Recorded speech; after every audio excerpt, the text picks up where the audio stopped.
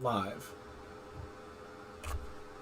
Hello, and thank you for joining us for session number 8 of Stonetop, an actual play on the Happy Jacks RPG Network. To catch up on past episodes, visit happyjacks.org/Stonetop, and to find all of the shows on the Happy Jacks Network, visit happyjacks.org/shows. We are riding a little bit light tonight. We had some folks have to sit tonight out, but fortunately, we've got 2 characters here who have a lot to talk about, so we're going to play that out and have a little bit shorter session, and we're glad to have you all here. I'm Emily Vanderwerf. I am the GM for this here game, and I'm joined by Nick. Introduce thyself. Hello, everyone. I am Nick. I am playing Braun Go-Between in this game, who is a fine, upstanding citizen who has never done anything wrong in his life, and that is why you should love him. And we all do. We all do. Blythe. Never done any. Okay. I feel like if you've been watching, you will know all the things that Braun has done or not done. Yes. Hi, everybody. I am Blythe. I am playing Tiern, the school teacher who is very exasperated by everything that's going on. And Braun definitely did something very wrong, and she's very not happy about it. But she also kind of has messed up, so I can't judge too harshly. Does anyone want to do a recap of the last session for advantage rolls? The thing is, I keep giving people these free advantage rolls. I'm not keeping track of how many there are, so it's eventually just going to be like, Book It Pizza Day or something. They're like, look at this, I read all these, have all these advantage rolls. And I'm like, you're right, you do. Just use them all the time. But anyway, does anyone want to do a recap? I'm not going to, because I think that I might be having sound problems on the site. I don't think that the site is getting sound, so I'm going to try and troubleshoot that. So take it away. Do you remember what happened? I have notes. Oh, good. And I wrote in all caps, zombies. So, great note taking. Yeah. So last week, last session, we were in, Marsh Edge. Marsh Edge. We were in Marsh Edge, and we had just arrived, and somehow the party, Tiern went off to the library. She was doing some research. She was trying to have a nice, relaxing day in her former hometown, and somehow Braun and Carlo both got kicked out, or were basically given, you have like 18 hours to leave this place. Get the heck out of Dodge. And then Raj, Tiern's little brother, was like, I also want to get the heck out of Dodge because I hate it here, which is kind of what Tiern did, so he's following in his big sister's footsteps, and joined up with them for information on what was going on with the Festival of Lights, which is a festival that happens in Marsh Edge every year, but every 7 years there's a sacrifice. Correct? 7? Correct. That's correct. They send a little girl, usually from one of the royal families, out into the swamp area to appease something. And basically the hope is that with the sacrifice, prosperity and good things will come to the town. Or at the very least, not bad things will happen. There was one instance where a little girl came back and brought zombies with her, which was a nice addition by me. Yeah, thank you for that. I'm just eternally grateful to have gotten that from you. Thank you. Which happened to be the little sister, I believe that happened to be the little sister of Carlo's lover, Dorothea Frogleg, so, She was the last one to get sent out, I believe. But yes, someone else came back hundreds of years ago. Oh yeah, hundreds of years ago. So the last one to get sacrificed was Dorothea's little sister.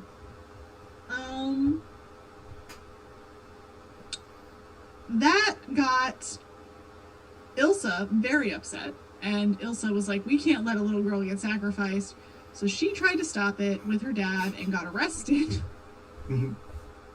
All while Tiern is at the library. Tiern finishes up, she comes back to the bar and finds that all of her friends are in trouble and shenanigans have ensued.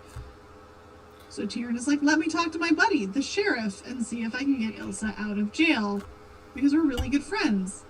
But we might need to get some good liquor. And so Bronn decides to go talk to the bartender and ask for good mead. I got good mead. The bartender asks Bronn to kill Brennan. No, he did not. The No, he sheriff. did not. He just asked for something to be poured into his glass. He did not ask for a murder. Liquid. He asked for a mysterious liquid. I to be put in don't his know what it glass. was supposed to do, and I didn't ask. I'm an innocent party here. Bronn takes the thing and agrees to this to get the mead. Tyrion is furious about this, but goes with the mead anyways, talks to Brennan, they have a drink. Brennan has to leave because Ilsa's escaped. It's a mess. This whole thing is a mess. While Tyrion is there, or Tyrion goes to help something, I don't remember what she goes to do, but then Bronn sneaks in, poisons a glass, another guy drinks it and is poisoned. Tyrion comes back, Bronn slips away. Tyrion helps the guy. Brennan accuses her of trying to poison him. She says it's not the case, it was the bartender, and that he was asking about this weird shit. She does not implicate Bronn because she's a good friend. Mm-hmm. And so he goes off, and while all that's happening, Ilsa goes to free the little girl in the swamp, and bad things start happening because zombies start attacking, and Bronn and Carlo go over to deal with that, and then Brennan basically says, you should never have come back to town, Tyrion, and Tyrion is really sad, and then Tyrion goes and can't save everybody, so she uses a wish from a fairy king and makes a deal with him to save at least 12 people, like actually protect them, and she agrees to marry him. And then, the town, like, a few hundred people lived, but not everybody, but we have set up a little help camp. And the scholar we came here for came by, and we got him to agree to come back to Stonetop with us. And he wants Tyrion's whistle for the Fairy King, and Tyrion is not going to give it up because Tyrion is apparently far too loyal, even to Bronn, who tried to kill her friend. Yeah, I don't think you should have saved Bronn. I think he should have. I think you should have told him, take your luck with the zombies in town. And if he gets out, he gets out. We got told to find the real Anuk because apparently the Anuk we have might not be the real Anuk. I remember that you had completely politically destabilized a nearby town over the course of like 24 hours. But just hearing you summarize it is just like wonderful. Well, but so here's the thing. What's happened is we destabilized the town, but that is good for Stonetop because now Stonetop can fill the vacuum that is going to be left by Marsh Edge. Mm-hmm, mm-hmm. So when you think about it, it was actually a good thing. It is a good thing. It's a good thing. So we've skipped ahead to autumn. Time has passed since our last session, which was in summer. Harvest is just wrapping up. It's everyone's sort of getting ready for the cold of winter, and we're going to think of this as a little, I guess you'd say, interregnum vignette, just a little story. Before we get into the meat of what's happening this autumn in Stonetop. So I want to start with Tyrion. Tyrion, how have you been coping with having your entire family living here in town with you? Tyrion is avoiding them as much as possible. She's seeing her siblings because she does love them. Mm-hmm. But she's been avoiding her parents as much as she can and avoiding as much interaction as she can with them. Because otherwise she will go crazy. And she probably has, like, set them up at the inn, because that's, like, the only place they have until we can build and expand the town a little bit to accommodate all of these Marshedgians. And Ilsa had promised Raj a job at the inn, so presumably he's there sweeping things up. Yes. Yes. We don't know a lot about your parents. Tell us. We didn't actually meet them last time. We just met your siblings. So tell us about them. No, they were very traditional people. They were very much expecting Kieran as their eldest daughter to get married, run their little like business. I kind of think they were just like farmer types. Mm-hmm. They grew what you could in a swamp, so probably oranges. Yeah. And they expected her to get married off to somebody, ideally someone better off than they are, and have her kind of take over the family's finances and have kids and do all the things. And she did not want to do any of that. And her dad was like adamant. Her dad was like getting ready to find her suitors and didn't really respect her kind of quirkiness or her need for like desire for education. He was very, very stern. Like, you will do this. So she ran away instead and decided to go to university and just live on her own. And abandoned her parents. Her mom didn't necessarily agree with the harshness of the dad, but she definitely did agree with the dad's plans, so she went along with everything.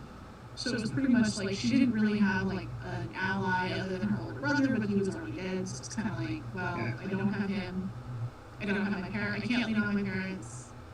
I'm sure they were pushing for her to marry Brennan because he was set to be the sheriff and all these things. And she was like, we're just friends. Or someone else. They were trying to just push for her to marry someone who was like slightly higher up, and she could kind of have a family would be safe and comfortable. I want to ask both of you this. We found out that Brennan and his wife. His wife was one of the people you saved, but Brennan also escaped. He was missing, I think, an arm. Did she bring them back to Stonetop? Yeah. I thought it was a leg. Oh, it was a leg. Okay, yeah, that sounds right. Did you bring them back to Stonetop, or do you think they decided to set off on their own? Tierna definitely offered to take them back because of the fact they were expecting a child and would probably need something steady and safe. So she just said you can come back to Stonetop and get back on her feet. Speaking of as the character, though, I'm not sure. I mean, obviously, you two can kind of be the arbiters here.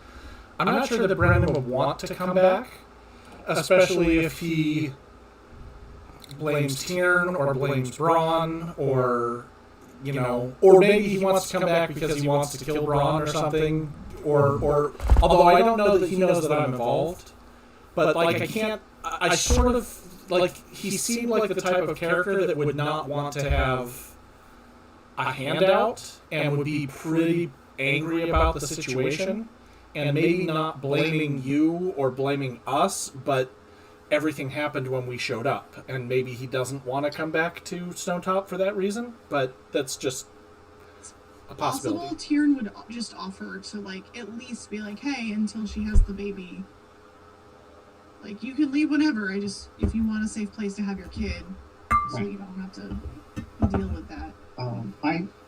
I just rolled for them and got a 7, which I'm interpreting as they did move to Stonetop, but only until the baby is born, and then they're going to maybe find somewhere else. This is just a good, let's have our kids somewhere option. Which is how Tiern would propose it. She wouldn't be like, I don't expect you to stay, but if you need safety, so. But yeah, so 7 implies that at least one of them is not very happy about it, and probably it's Brennan. Okay. So. I want to... Because Braun, I think, does feel somewhat responsible for what happened, and this individual. And one of the things that I have on a character basis is hidden stashes of silver coins. And I want to spend one of those and have it sort of come into their possession, that they without it like coming from me or anything like that, but through happenstance, let them discover it, or let it sort of land in their lap, something like that. And I'll mark that off on my sheet that I am going to spend one of those. Okay. Sure. But I think that's what he would do. How would you How would you go about making that happen without it being tied to you?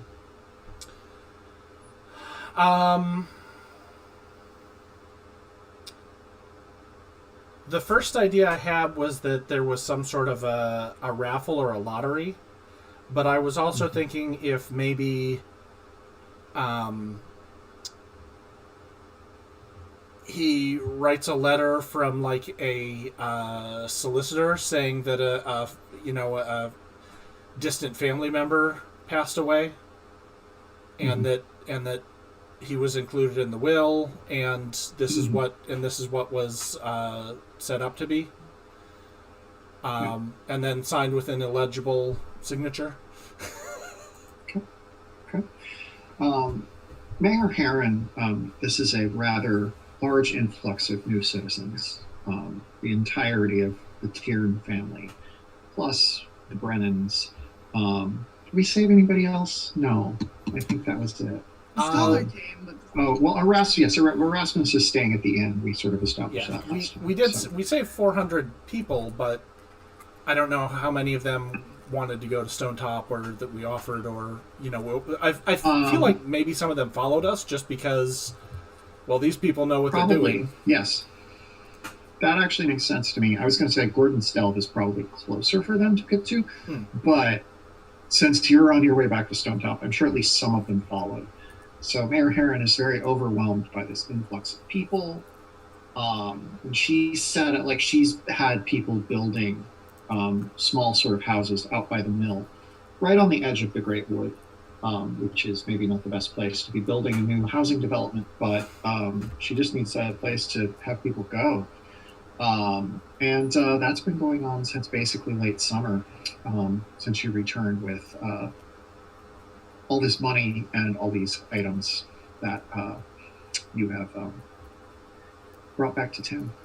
Tiernan, I had one more question for you, which is, have you told your parents that you are betrothed? Oh, God, no. I don't think I've told anyone that, really. Okay. I didn't tell anyone what the nature of the deal was for me to get people to safety. Yeah.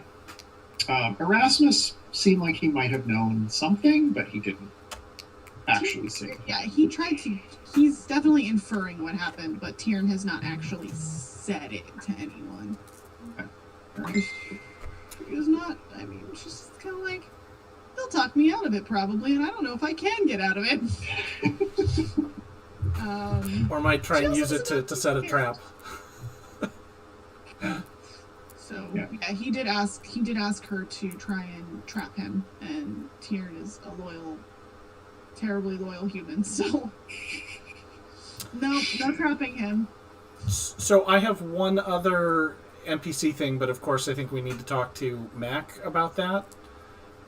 If Raj doesn't work out at the inn, which wouldn't surprise me based on his character, I think that Braun would take interest in sort of apprenticing him, where his kind of sharp wit and moral ambiguity would be put to good use. But I mean, I think he can for now. I feel like he can do both. Okay. He's kind of been, when he's not working at the inn, he's hanging out with you. Tiernan, how do you feel about that?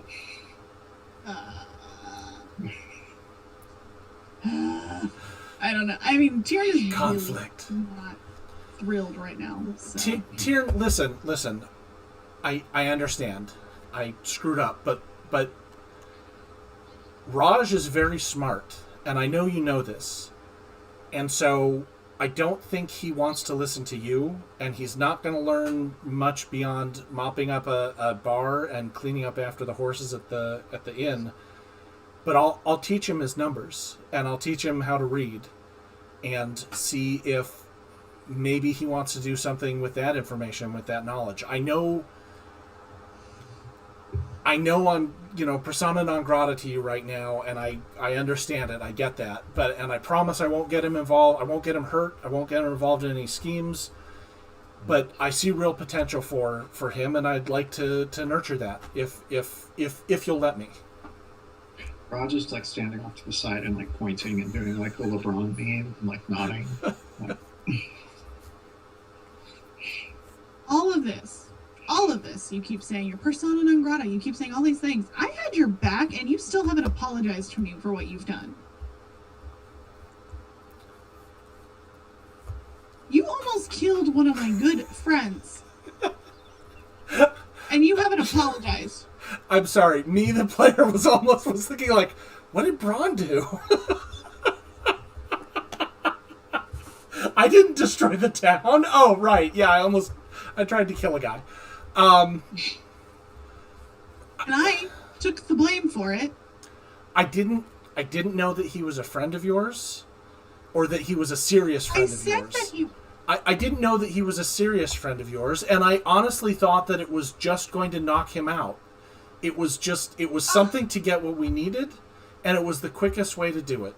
And that's not an apology. This isn't Braun laughing, this is me laughing, because I know that it's not an apology.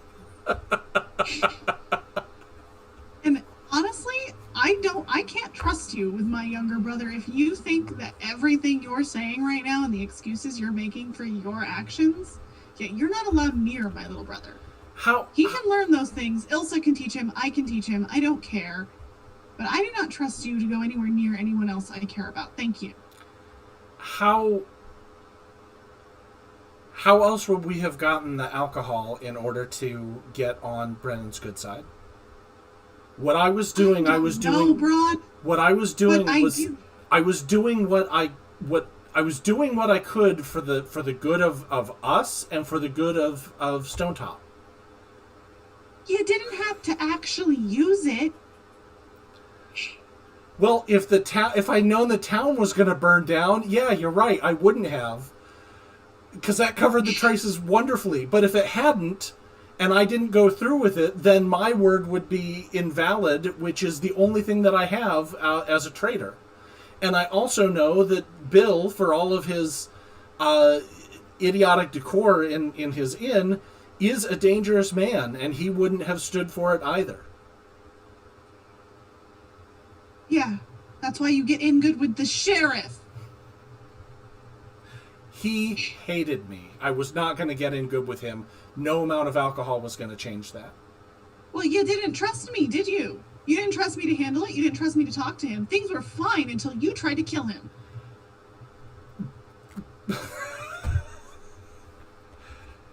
Yeah, well... I was trying to do the best I could.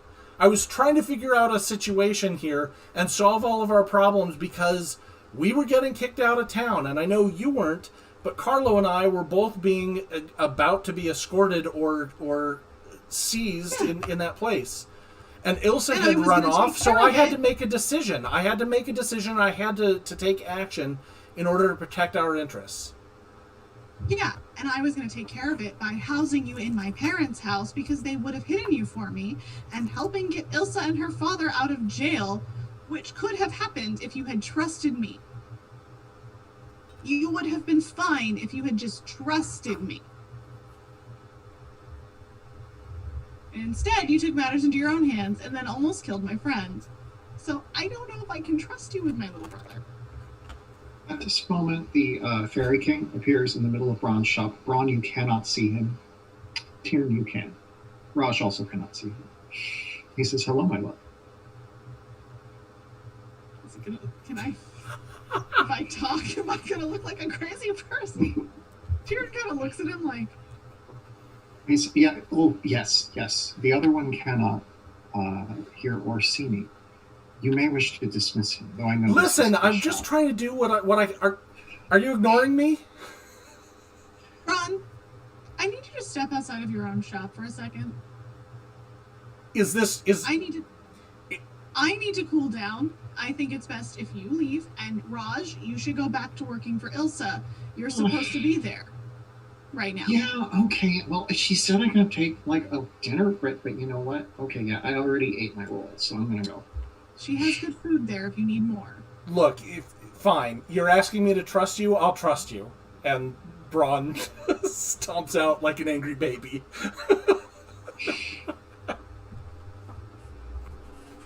She reference the Fairy King. Excellent work. I have been thinking perhaps a date for our wedding might be the winter solstice.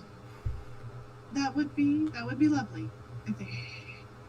I understand there is a man in town who wishes to study my kind. And I understand he is here under your invitation. He asked for the whistle. I didn't agree to it. I didn't give him anything. He just is here to study you, and I said that he could study fairies while he's here, while he's figuring out what's going on with the sheep. But I haven't given him any leads. I see. Are you sure the whistle you wear is the correct whistle? I hope so. I sleep with it, so unless he's broken into my house.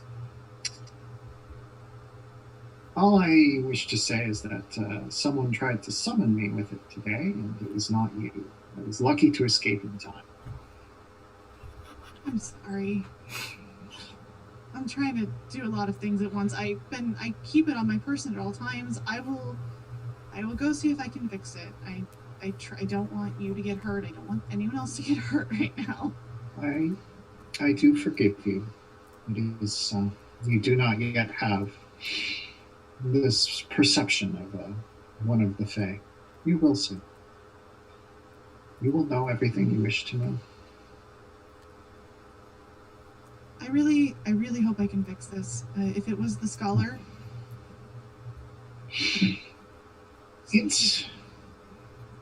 I was not there long enough to see, but they seemed as surprised to see me as I was to see them. Do you I have to ask? The scholar said that Anouk might not be herself. The girl? Yes, the girl.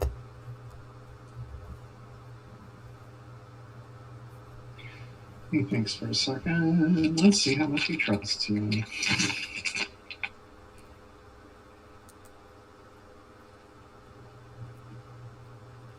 I would never. He had entered into an agreement to become my bride, and she did not follow through on her end, so I did not follow through on my end. She is, of course, the young girl that you have loved so long. There is no deception. There is no trickery. Okay. I just needed to know. I care about her a lot, and I want her to be safe. I'm just trying to keep everybody safe right now. I would not be surprised by Dolores, however. I was not. Those girls became separated in the woods, and I do not know what happened to Dolores. I had my eye on Anouk the whole time. I do not know what happened to Dolores. I will check on Dolores then. Thank you. Have you noticed at all that perhaps her affections have shifted? Yeah, I thought she was just trying too hard, but yeah, I did notice that. When one of us takes over for one of you, often little things are wrong around the edges. We don't always know the right way to behave. I very much appreciate that, and I will try to get that whistle back. Of course. Make sure no one else can use it to summon you, because last thing I want is the wrong person to do that. Thank you, my love. I will plan our wedding. I look forward to the solstice with every fiber of my being. And he's gone. And she just kind of goes, okay, well, now I have to look into Dolores. And then she opens the door and she's like, Ron, you can come back inside. Ron, were you eavesdropping at all? As tempting as that was, no. I think that Braun actually left. Braun took a walk, at least a couple laps around the building, but probably into like the town square and check out everything. And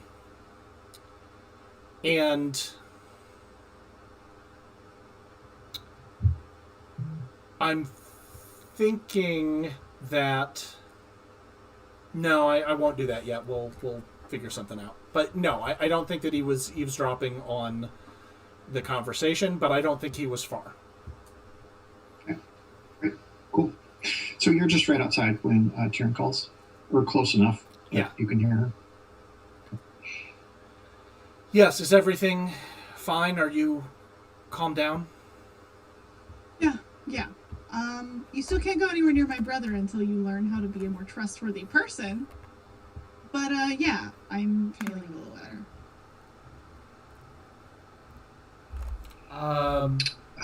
Go ahead. Just, fair enough. Ron,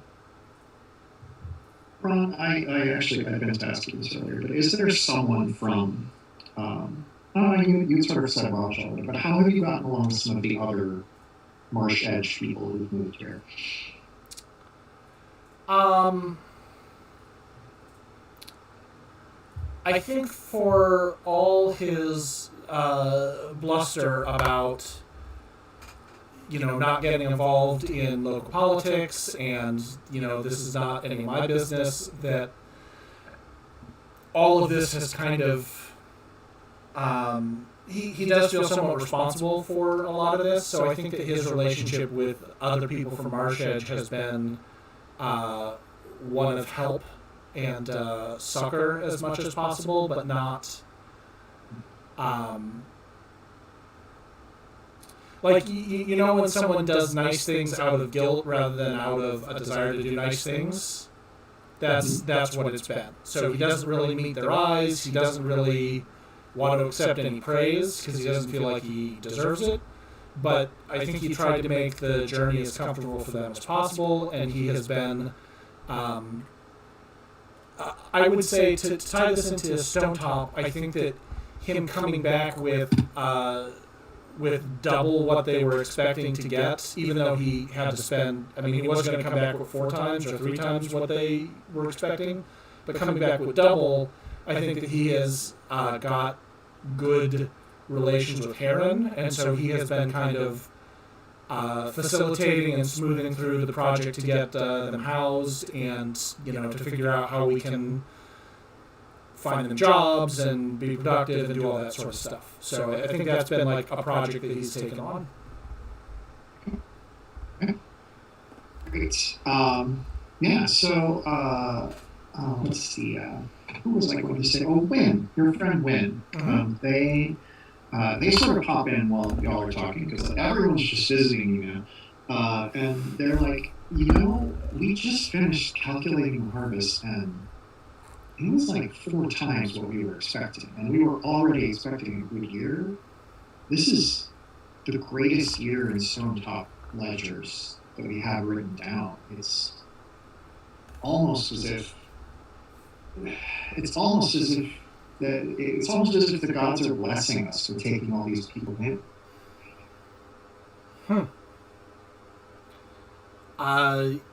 That's fantastic news. The idea that I was concerned that it would cause stress on Stonetop to have all these people, but it looks like we've been provided for to make sure that they're going to be okay. That's wonderful news. Is there, and after the scare with the yearlings, it's incredible. Yes, that's still very strange. And the sheep crop, the livestock, that flock, the flock. Oh my God, the flock will be diminished over the years to come. It was very strange, but it never happened again. I'm sure it was this strange thing that happened one time. So, Wynn leaves. I'm going to leave it up to y'all what you want to do next. Feels like there are a lot of things happening at once. Tyrion is just kind of like, I need to go investigate something. I don't know if I want your help, but if you see Dolores, can you let me know?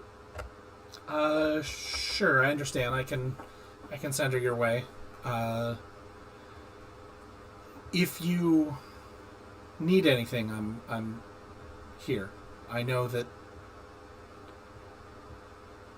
Anyway, I'll let her know if I see her. Thank you. Tyrion, Also, as Tyrion is leaving, Tyrion leaves that statue you gave her forever ago, like initially. Tyrion, I was. Bron looks at it and looks at Tyrion and then sort of sighs and then places it in a secure location, thinking that he'll give it back at some point in the future when we trust each other again. Over time, like I don't know how much time we're going to cover here, but over time, Bronn will honor Tyrion's wishes and not approach Raj, but he will try and kind of angel him, if you know what I mean, like smooth things out for him in his life in a way that doesn't get him involved, but much the way that like he sent the silver to Brennan, will do things like leave a pair of shoes that are in his size at the inn, and so they'll get tossed and lost and found, and presumably Ilsa will give them to him because they're not going to fit anyone else. Just little things like that make his life easier, but without taking credit and just trying to, smooth things over. Tyrion, I was going to ask, did you tell anyone about the whistle? No. Okay. That's why she thinks it's the scholar, because it's the only person who should know about the whistle. Okay. Cool. So I'm going to ask you, Tyrion, what do you want to go do now? I'm just going to start with the scholar. Okay. And try to see if he'll talk to her about this.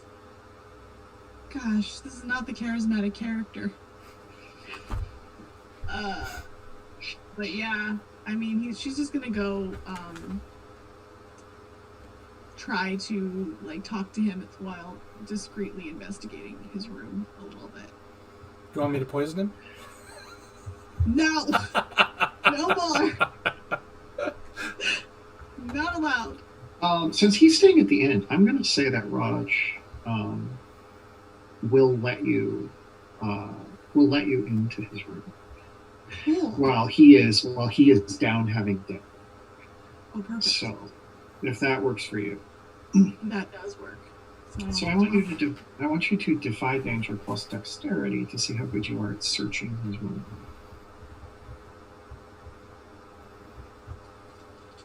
I'm going to use one of my advantages for this. Okay, great. Good thing I did. No, that's not good. I think I have a 0 in dex, but I'm trying to make sure. Yeah, okay, so 10. Okay, cool. So you know the questions for discern realities? Yeah. Ask me 3 of those. Okay. Or something along those lines. Alright, what should I be on the lookout for? He clearly knows that you've made some sort of deal with the fairies. Like, he has written that in all of his notes.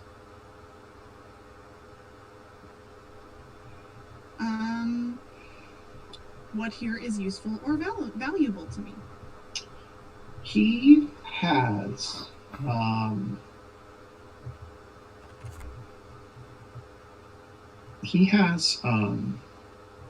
every manner of scholarly text you could hope to find about the Fae. You probably can't take all of them, but you could probably take one if you wanted to. You wouldn't miss it too quickly. Well, I'm definitely doing that. What's the book that you take then? What's the one you have most wanted that you have there?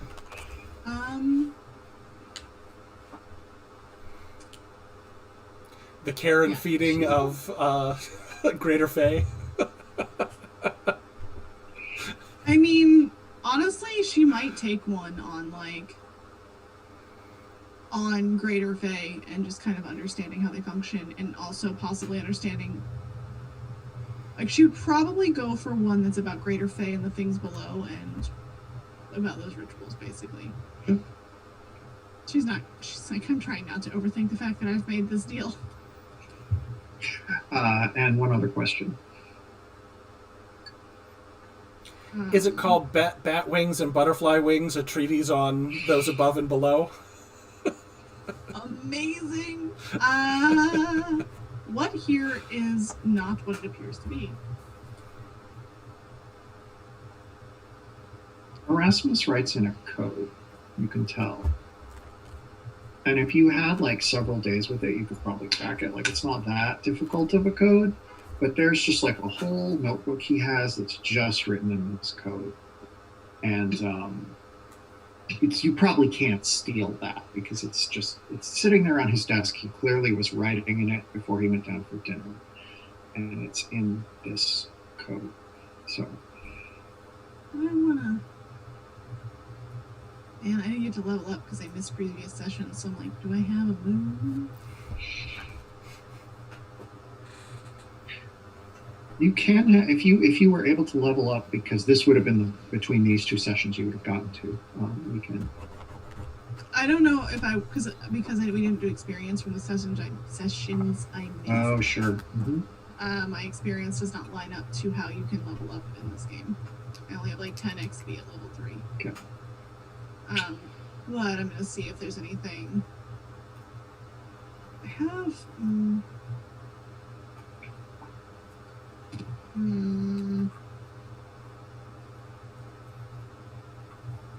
have polyglot, but I don't know if I can really apply that here.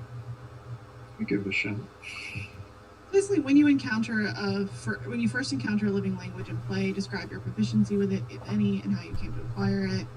I don't know if this would work for his code that he developed, or if I could be like, I've worked with codes before. You could, if you want to say it's a common code in scholarly circles, you could say that. I'm fine with that. Okay, then yeah, I would. She recognizes this code from her years at university and kind of how a lot of academia people write, so that they can pass to each other, but like the average person can't read it. So it is made to be read by other scholars usually.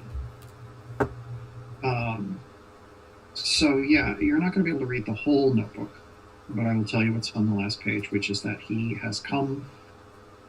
believes, reading between the lines of the various incidents from around the world, but also in Stonetop, that the Fae are on the brink of civil war in their society.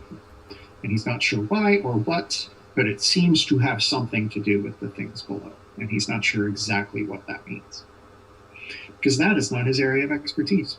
I don't know why we were going to meet him. He's an expert in the Fae, and like he knows how they relate to the things below, but the things below themselves, he's not as smart about. So, because you are correct here. Yeah, I am. Mm-hmm. So I'm taking his book on this and how they connect to the Fae.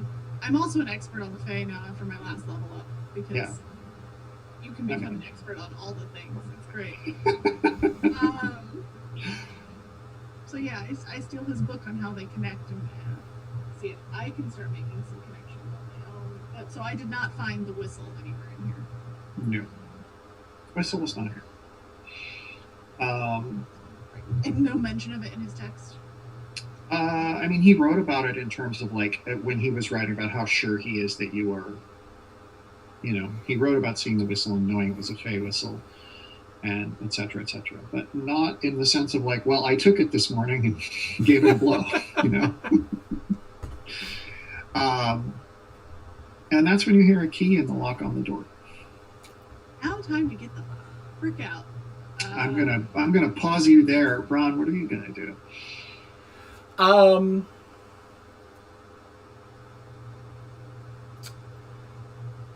I think that Braun has thrown himself into his work, coordinating for the Marshagians, we should just call them Martians. He's been coordinating. Sure, that sounds great. Martians. Coordinating for the Martians, and catching up on various orders and trading and import-export that he works on, and working those books, since he knows that all of his friends, all of his close PC friends, are pretty angry at him at the moment. So I can't see him hanging out at the inn or talking to Ilsa. I think that he's kind of cordial with Carlo, but they haven't been buddy-buddy, but they're not... Like, he's not in the doghouse with Carlo the way that he is with Tyrn and with Ilsa. So I think he's just been throwing himself into his work, catching up with Ren, and and buddying up with the mayor. And Carlo is busy with whatever's up with Kylie. Nobody's quite sure, but something's up with Kylie, and he's having to deal with that. Right.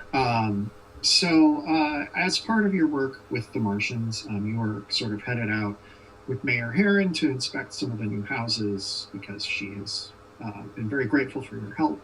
They've just put up a new batch of them. They're basically just like huts. Like, they're barely houses, but it's enough for people to be out of the wind and the increasing autumn chill. And as you are standing there and dusk is sort of falling over Stonetop, you see a lone figure, looks like a teenage girl, standing at the edge of the woods, just sort of looking out into the woods. I will walk in that direction. Is it Dolores? Sure looks like her. Okay.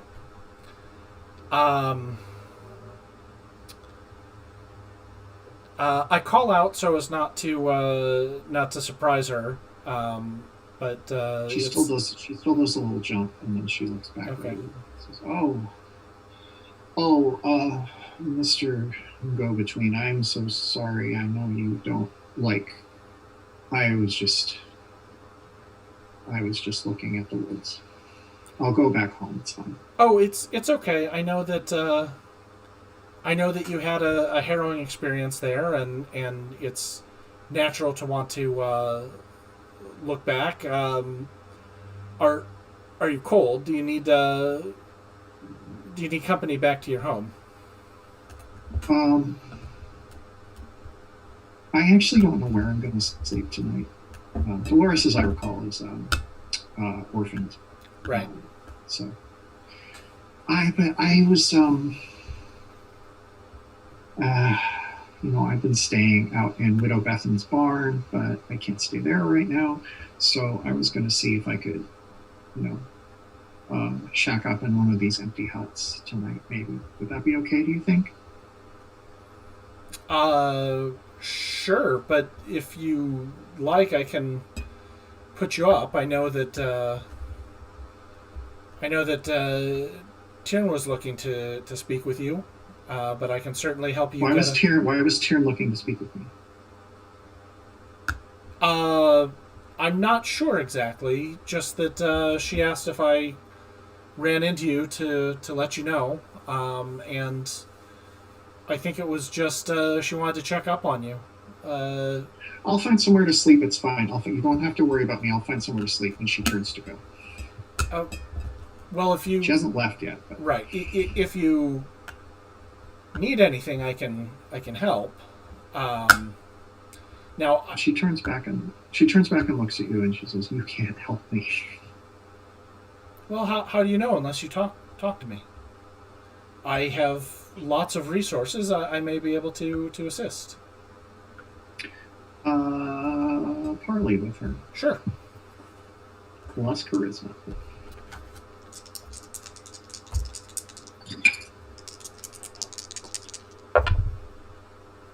Uh, 11. 11. Great.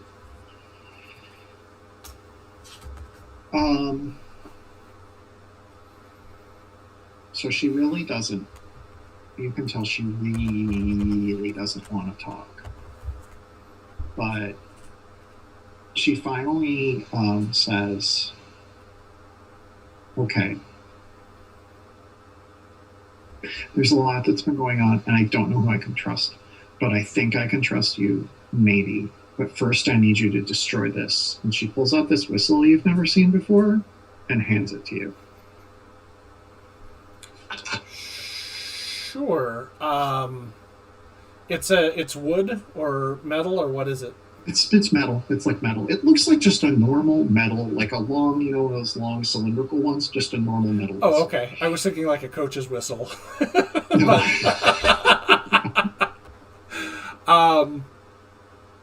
Sure, I have a hammer back at the shop. We can take care of it. Why do you need this whistle destroyed? That seems odd. It's bad luck. Okay. Well, I've always found that luck is what you make it, but if you feel that it's bad luck, we'll take care of it. And this you think is going to help? Yes, I know it will. Okay. Then sure. I don't see. I don't see any harm in it. Why? Out of curiosity, why haven't you destroyed it if it's bad luck? Or I tried, I couldn't. Or thrown it in the river, or buried it outside of town, or... Well, I tried. I couldn't. And I think if I bury it or put it in the river, it might just come back. Ah, okay, it's one of those things. I'll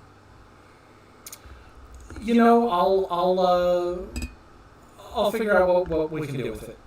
But I'll take care of it, and I'll put it in a pouch. Tiernan, you are in a room that Erasmus is about to, presumably Erasmus is about to re-enter. Yeah, I'm gonna find a way out of there. There's a window and there's the door, and you're on the second story of the inn, but there is like a awning right beneath it that you could just probably roll down if you wanted to. Gonna do that. Okay, defy danger plus dexterity.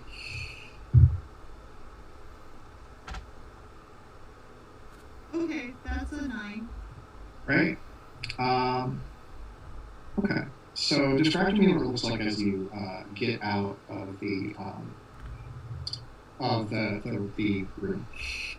I mean, she's just like, okay, she opens it as quietly as she can. She's pretty skinny, so she opens it just enough to slip through. Mm-hmm.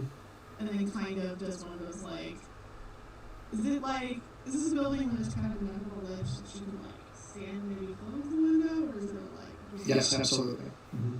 Okay. So yeah, she stands on a ledge slightly, closes the window, does it, and then drops down out onto the awning, but not inside of the window.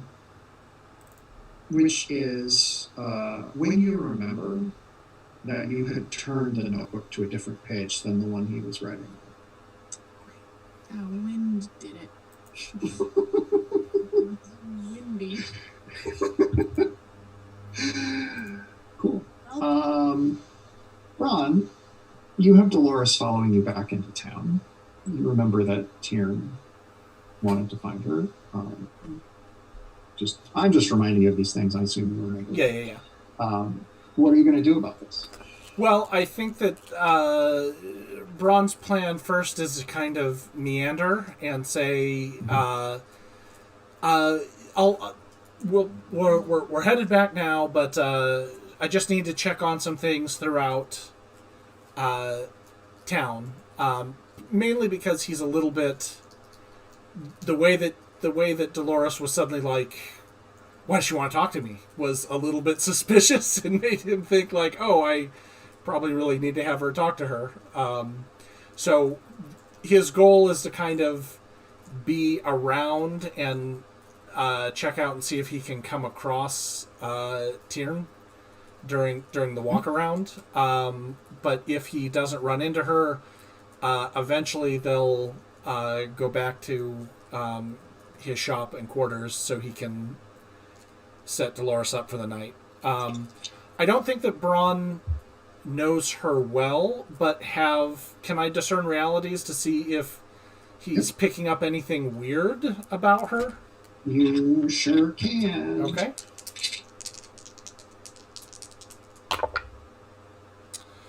5 and 2 is 7. Okay, you can ask me one question. Okay, and I also have perceptive, so I get one extra question. Okay. So, I'm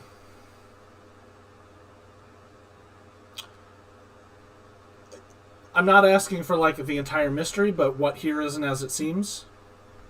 That whistle is not what it seems to be. That's not a whistle. Okay. And the fact, like,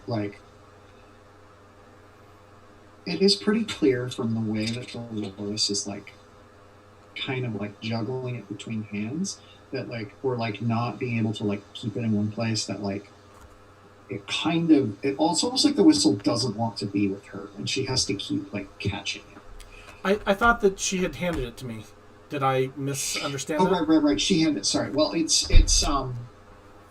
it's feeling that way to you. Like, it's not like actively flying off, but you know, it is like there's like a buzzing energy to it that like feels a little bit like it's. I keep catching it about to slip out of a pocket, sort of thing. Yeah. Like exactly. Okay. Mm-hmm. Yeah. So that's weird. The other one is going to be a special question that I have for Natural. Okay. And that is, what opportunity does no one else see?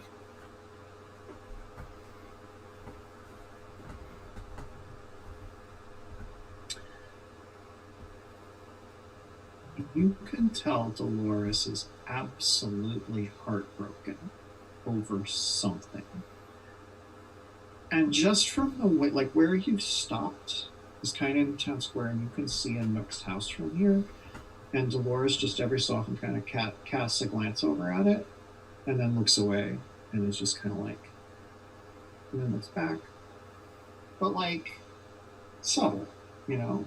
It's not immediately obvious, but yes. Okay.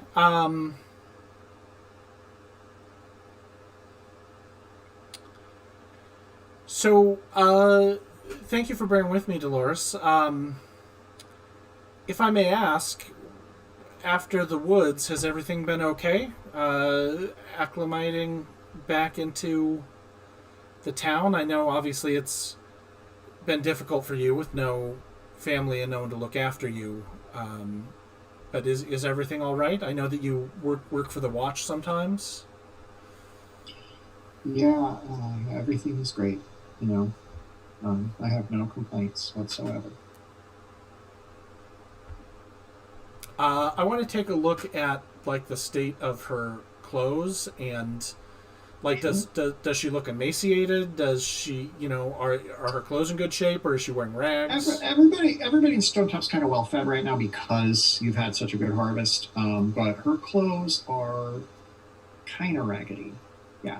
They're kind of, in fact, if you pay extra special attention, they appear to be pretty similar to the clothes she was wearing when you rescued her from the woods. Okay. Exactly the same? I don't know. By the way, where did you see her? Kind of in the town square, you said? Yeah, I think you said we were in the town square. Okay. Probably I just want you to... Oh, go ahead. Yeah. I want you to let me know. I just want you to let me know when you enter the town square, because the inn is pretty close to it. Anyway, Brian, go ahead. I was just going to say, we're probably heading in the direction of Braun Shop, which is in between the town square and the main gate.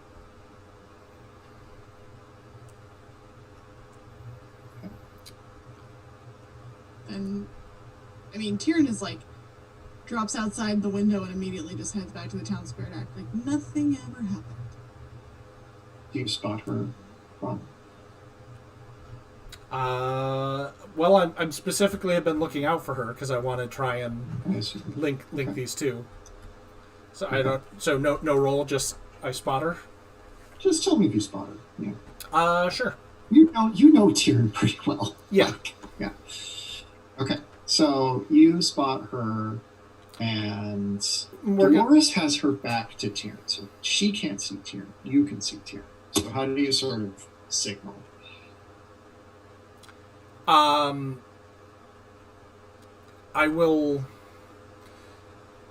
Brom will raise his arm and kind of wave it and see if he can get Tyrn's attention, and then Dolores notices you waving at someone and turns and looks and sees Tyrn and fucking bolts.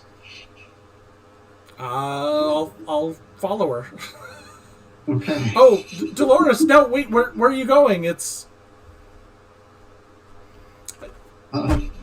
just calling out and trying to convince her to calm down.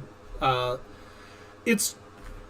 think Tyrn just wants to talk for a moment. We just want to make sure that you're okay, and it's okay. We're not going to hurt you. And then chasing after her. You roll Defy Danger plus Dexterity. Alrighty. Defy Danger is like wrong because you're not going to die, but right. Go ahead, Tyrn, what were you going to say? Oh, did I see the waving? Up to you. I mean, You can decide how much you noticed here. I mean, I think I saw at least him waving, and then he suddenly runs off, and I'm like, okay, that was weird. And I don't know if I saw Dolores, but I saw him running after someone, so I'm gonna follow because I'm curious. What'd you get? 12. Okay, so you do amazing. Tell me about running her down, and how is it that you are able to corner her so easily? I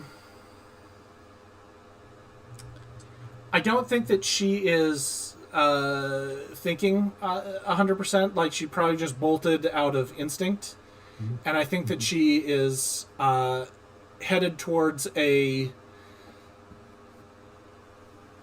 dead end in between an alley and a wall. Like, it looks like it goes somewhere. So if you were just running in that direction, you might think that it does. But, like, if you took a moment to know the town, she would realize that it's not that it's not going to go anywhere.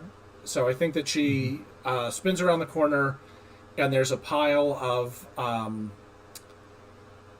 like broken crates and some other like stuff that is not quite trash. Like, it's in the state that like someone is definitely going to fix that at some point using quotes, but hasn't done so. So there's just sort of a pile of random things that could be salvaged, but nobody has. And then Brom will kind of skid around in the front part and just say, Dolores, and hands up, finger spread.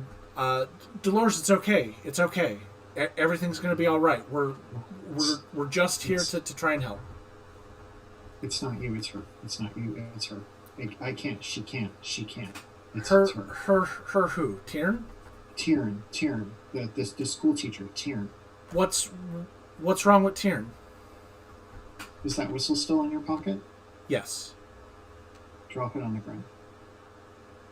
Oh, I'm sorry. I thought you were asking. No. Right. Yeah, Okay. Dolores is asking you. Is that whistle still in your pocket? Yes. Drop it on the ground. See what happens. Okay. I assume you tried that. I don't think that'll destroy it. And don't just drop it. I'll take the whistle out and I'll drop it on the ground close to me. It does the little thing where it hits a cobblestone and it bounces. And then it bounces again. And then it bounces again, and it bounces again, and it bounces again. And it comes to rest at the feet of Tyrn, who's just rounded the corner into this alleyway. That's Tyrn odd. just picks it up and puts it back on. Oh, See what I mean? Tyrn, that's bad luck. And I kind of look back at Dolores. I don't know. Dolores is like looking for a way to scale this wall, but there isn't one. I was going to destroy it later for Dolores, but here she is. I should probably go. No, stay. Tyrn just nods for Braun to stay. It's okay. So I'm sort of looking back and forth between the two of them. I'm going to use my ice sphere. Okay. I love the ice sphere. All right. See what happens. I feel like I have acumen that I can use, but I also forgot how much I have, so whatever. Gonna roll it. Oh, and that is, I think, a 12. But let me just double check how smart I am. Okay. Yes, that is a 12.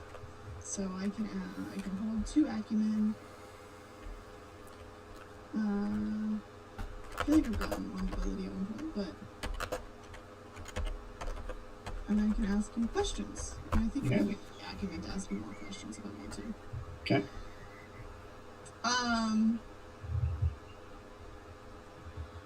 What about Dolores isn't what she seems to be? Nothing. She seems like Dolores.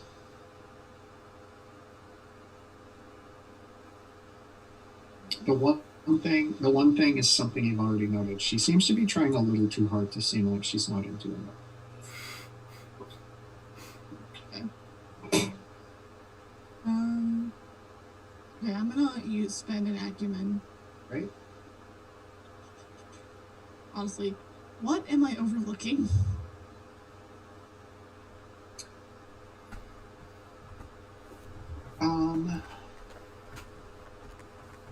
If there's a civil war between the fairies, do you know which side your fiance's on?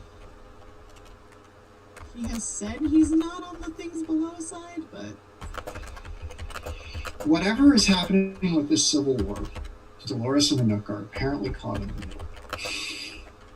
It would be the safe thing to guess. That is what the ice sphere sort of suggests.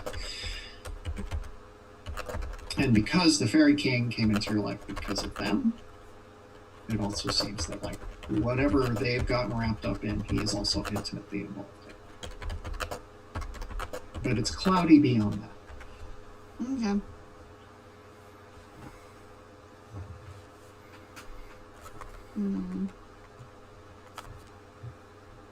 I'll spend the last acumen to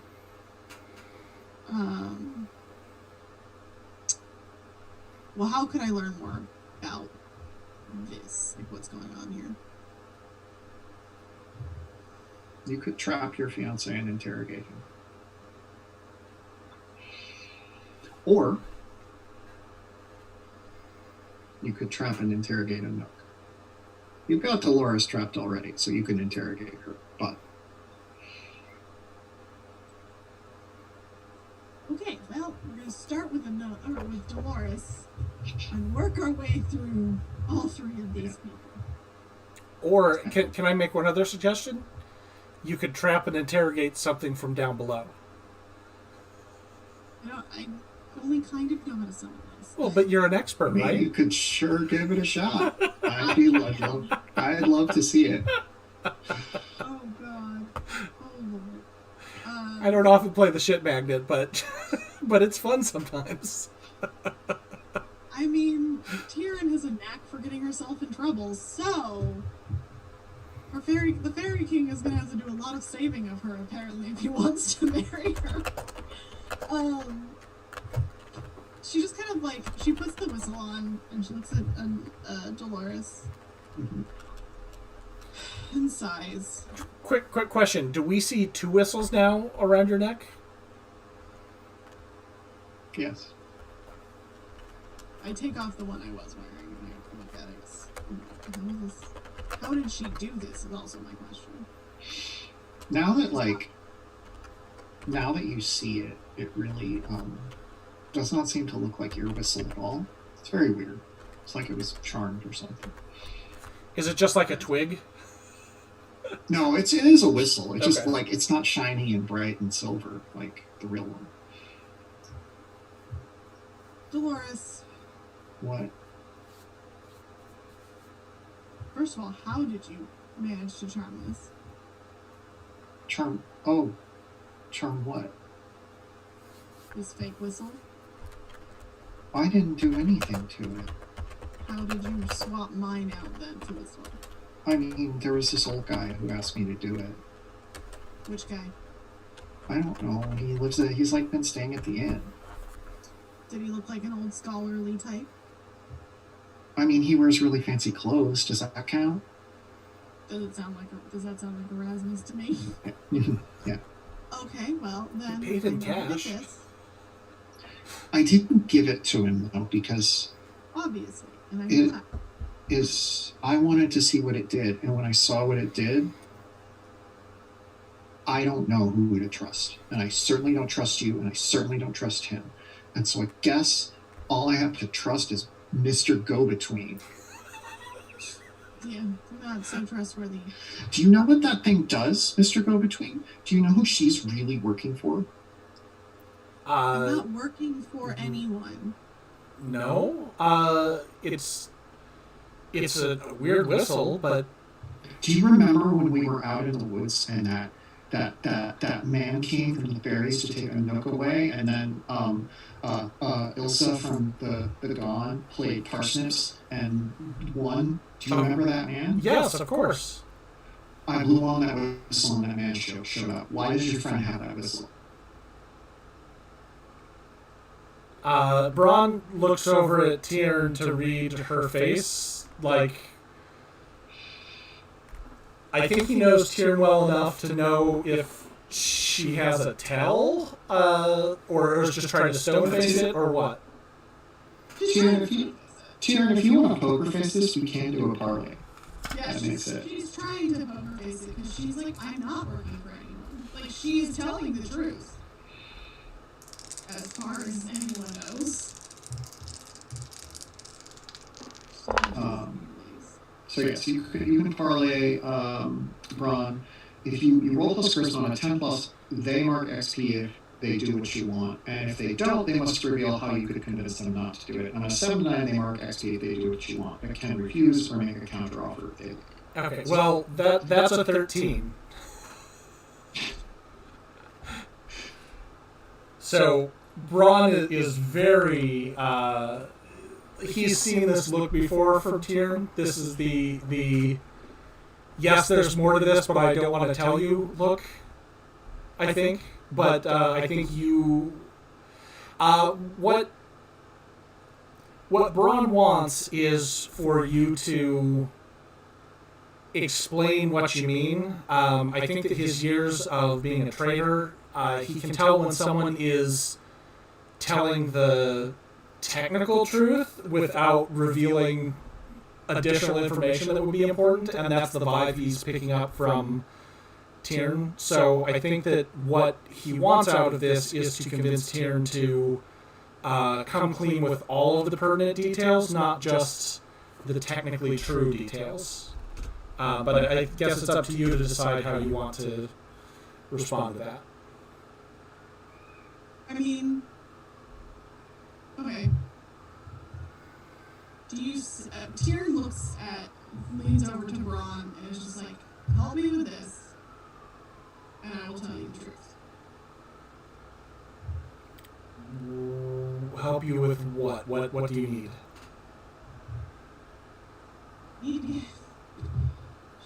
Follow me. He just kind of turns to Dolores and is like, listen, I need to know what happened in the woods that day. I need to know what happened between you and a nook. I heard there might have been a separation, and I have heard from a scholar in town that something might not be right. So I need to know what happened to fix it.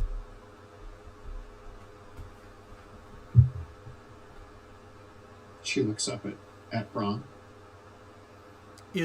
Can I trust her? I would. I've been in situations where it would have been advantageous for her to... and advantageous and easy for her to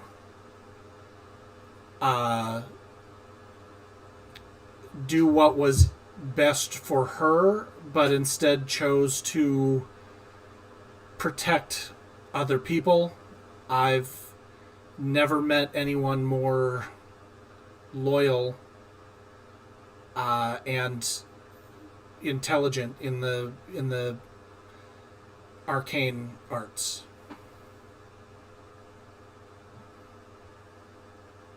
Okay.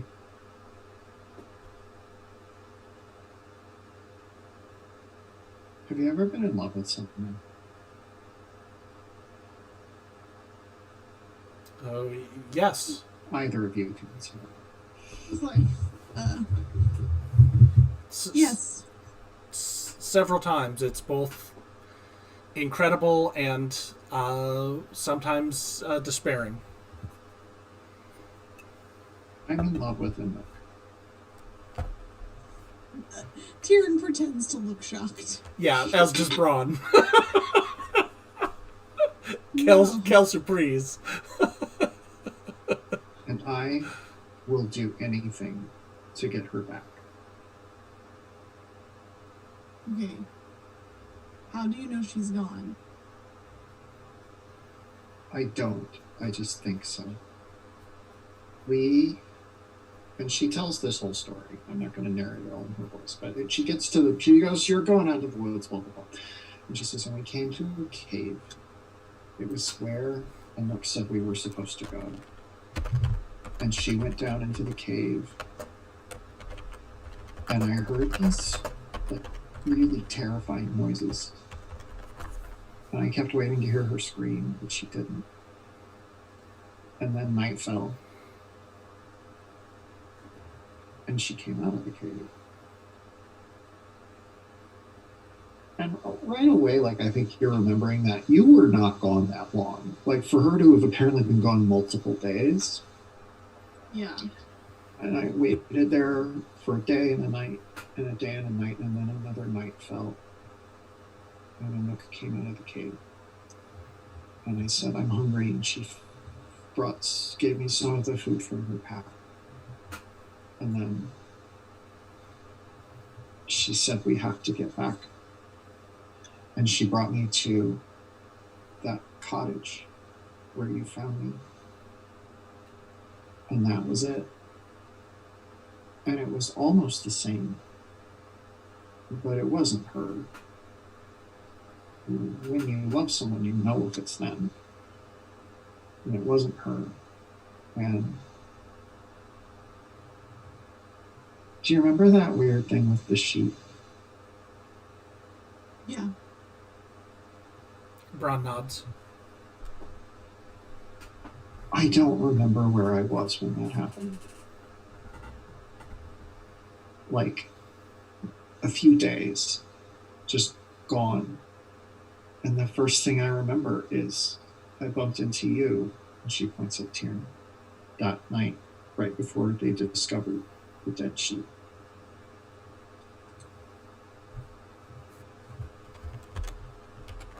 I think she's been using me to do things, and I think someone's using her. And I don't know why you have a whistle that calls that man, but I don't think he's any good. Well, we're going to get to the bottom of this and figure out why this is happening to you two. But I have...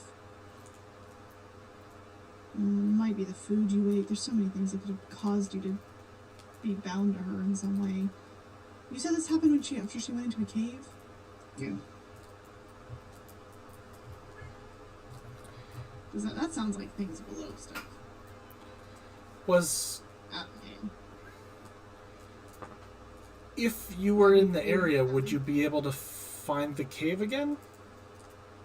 Do you think? Nook was the one who knew where to go. I was trying to pay attention so I could get back out, but I got all turned around. I don't know if I could find it again. It was almost like you had to want to find it to find it. By the way, Tyrion, if you want to spout lore about this in terms of things below-ish, you sure can. And as always, I will tell you something, or you can say this is true and it will become true. So. I'm going to pull out this newly acquired book I have. Oh, great. And flip through it and see if I can find things connected to cave.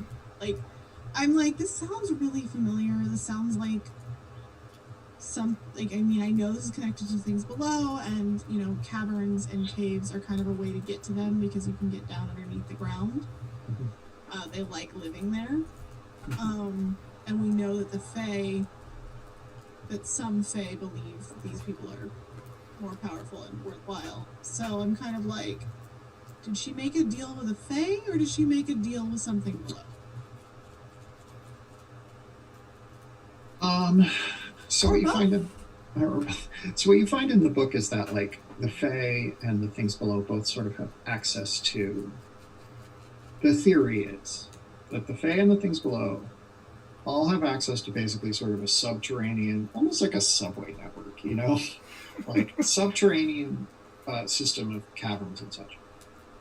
The things below live down like, you know, way below the earth.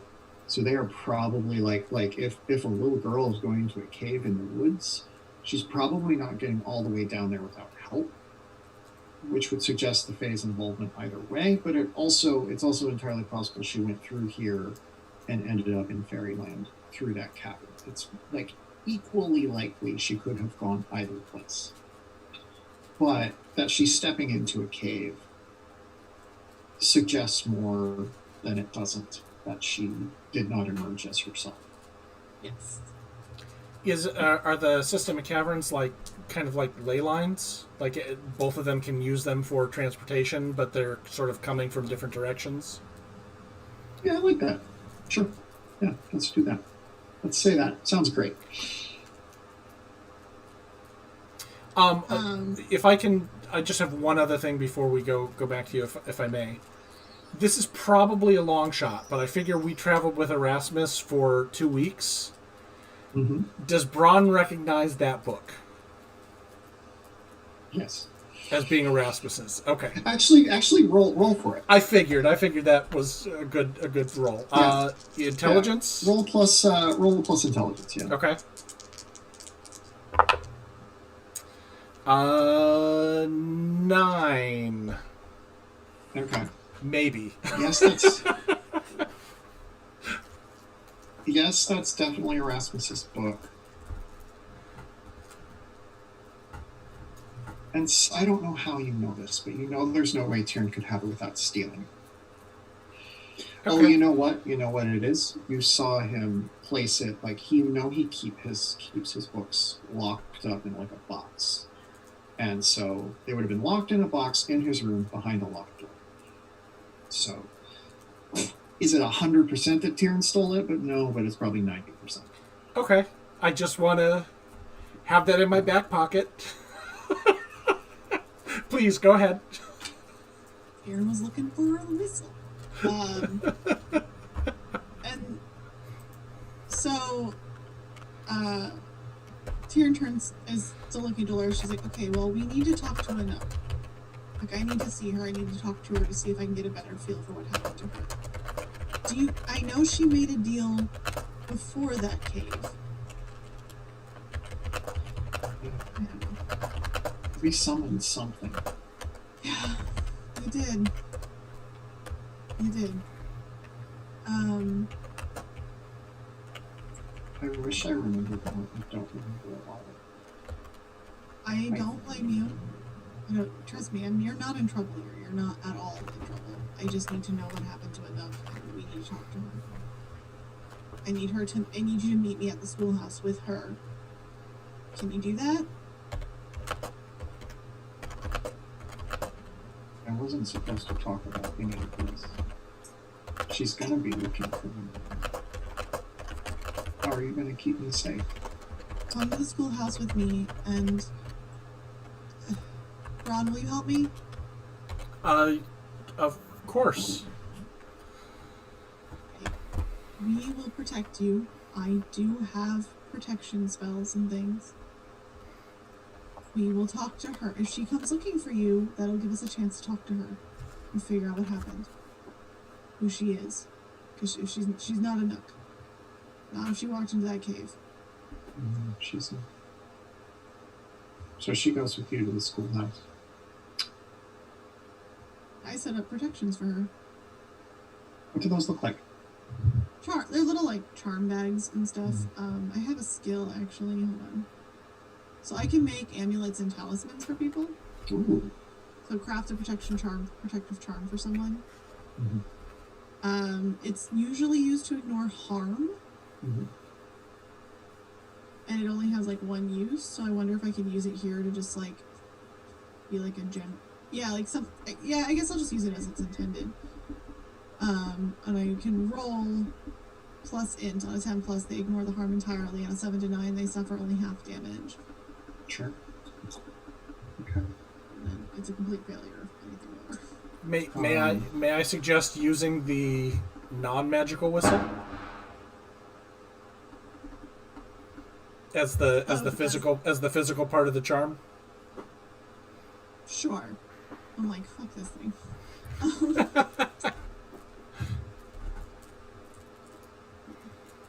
No.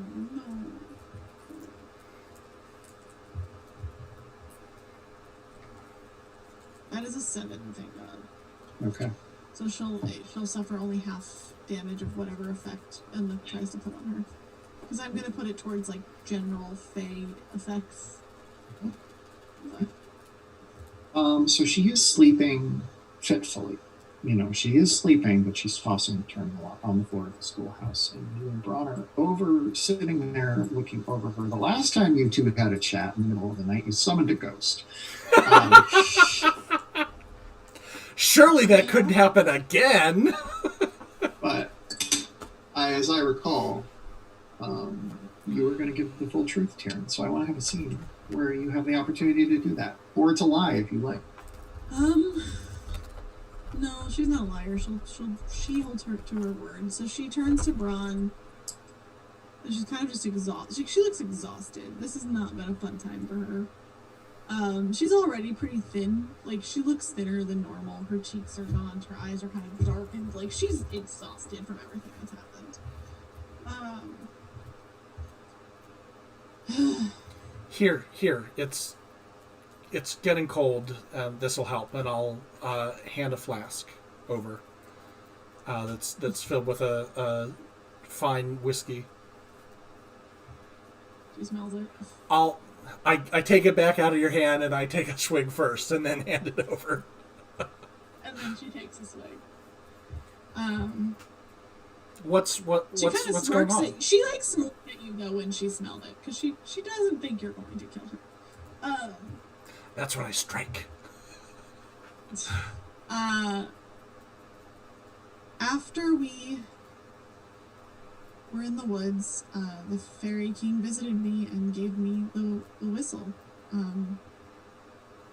to keep me safe, I guess. It was just before we were about to leave for Marshedge. That whistle. That's it. Yes, this whistle. It's mine. From him. Spoke to you again and gave you a trinket? Yes. What else? Several times since.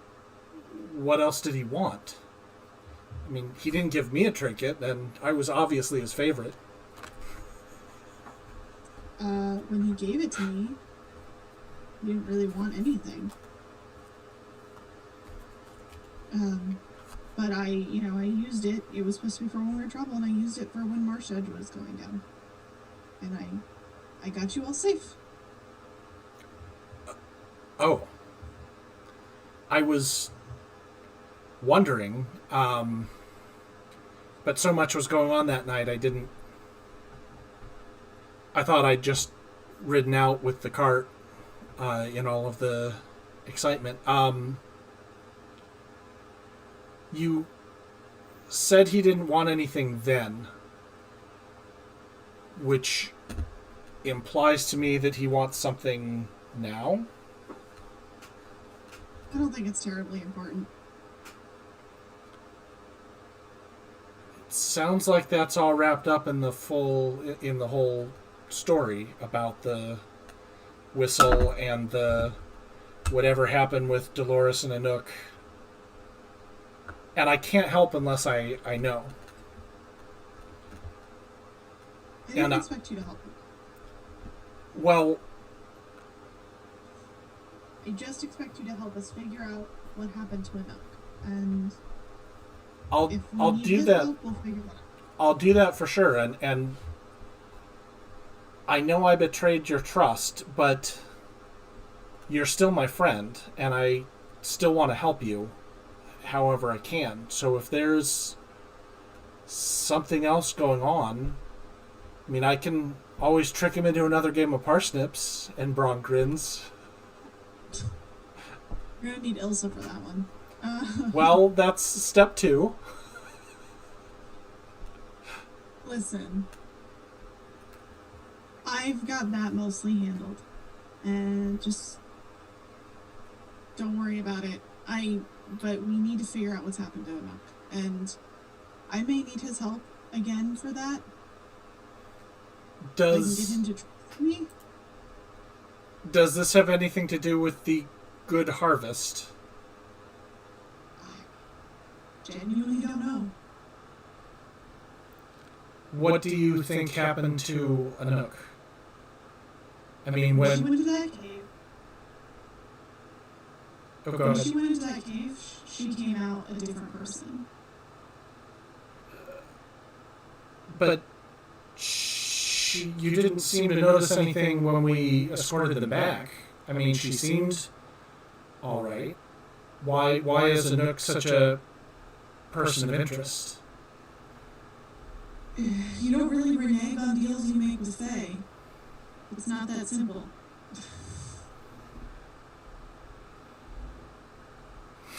Braun will remember this.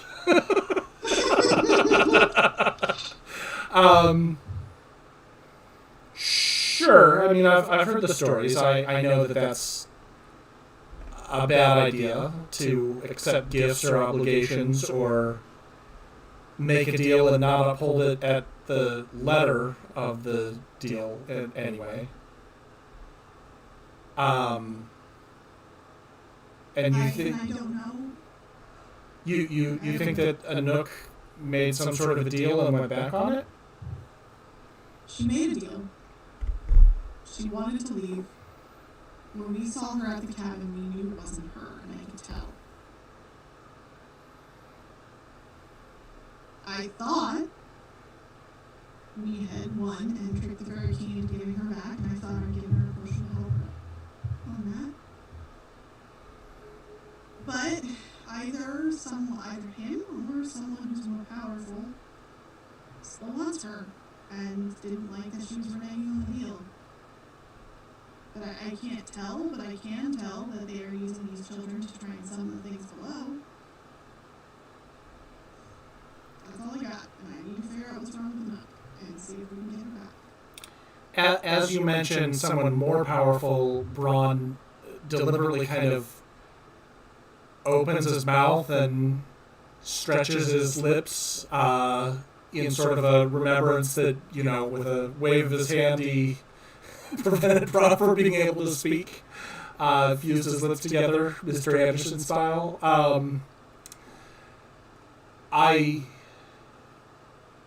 All right.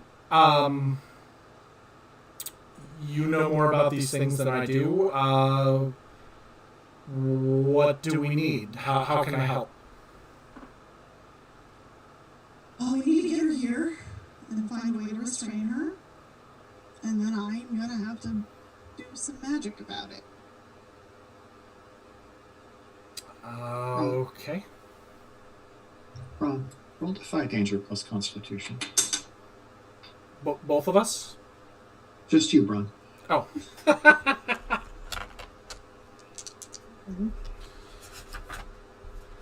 Let's see here.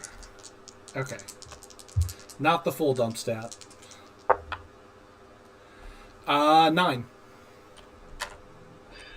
You hear the most wonderful flute music. You would love to follow it. You would love to just walk after it. But, sitting here with Tiern feels more important. But that flute music is so good. You would love to just, go outside, see where it's coming from, see who's playing the flute that well. It'd be so good. I think that this will manifest with Braun being somewhat distracted, still talking with Tiern and trying to get to the bottom of what needs to be done, but sort of drifting towards the window and cocking an ear and trying to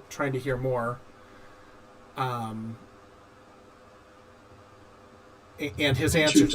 Behind. Go ahead. Sorry. And his answers are a little bit less focused. Behind you, laying on the floor, Dolores' eyes open, but she hasn't sat up yet. So. Do I notice that? No, she's turned away from both of you. This is a thing that the camera would notice with this first show. So. I would be happy to help. I don't know anything about the magic stuff, but if you need any supplies or help talking with Anouk. Are you okay? Yeah, just the music. There is no music. No. Dolores says there's music. The pan flute, the flute being played. There's flute. She sits up a little. There's music. Yeah. I don't know who's playing at this time of night, but it's beautiful. Don't you hear? Nope. Braun is kind of drifting towards the door. Dolores is like, I've heard that music somewhere, but also she's still like in this little circle or whatever she still has like the charms, so she's like sort of resisting it a little bit better than Braun is, but definitely she's hearing it, and like you can see her lean toward the door as well. Tyrion is going to turn to her and kind of grab her hands and go, "Where have you heard it before?" I don't know, in the woods somewhere, in the woods. Sometimes. Does it lead somewhere? Sometimes I go to the edge of the woods at night and I can hear it. And now it's in our town. All right. Braun says, I'll anything you need, Tyrion, you know you can. Well, I want you to count on me, and he just starts walking out the door. Tyrion is going to grab a sack of, like, just any kind of, like, a bunch of random magical trinkets and grab Dolores' hand and hold it and go and start following Braun. Okay. All right. But she's going to keep Dolores' hand the whole time. So that you're going to stay at a distance from Braun. Yeah, but we're going to follow him. All right.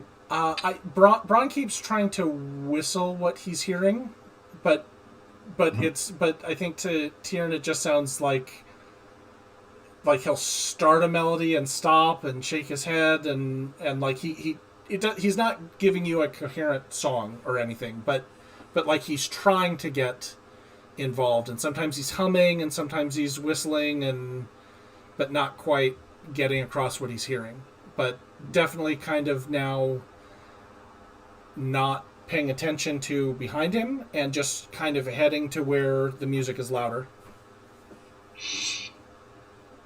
Braun, as you reach the edge of the woods, you see the most handsome man. I don't know if your character is attracted to men. Yes. But he is attracted to this man. Yeah. This man is, oh my God, the most handsome man ever. Braun is canonically bisexual. Okay, I thought so. Yeah. But I guess. But yeah, this man smiles and he says, I was not expecting you. But listen. Oh, if you bring me, will you bring me the girl? That's all I want. Well, I am not typically in the business of procuring.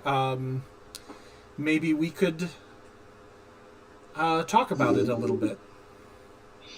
And is this man across the river or? Yes. Okay. Yes, Tyrion and Dolores cannot see him. Only you can see him. Although they are approaching, and you are obviously talking to someone. Right. So. Does he look familiar? You've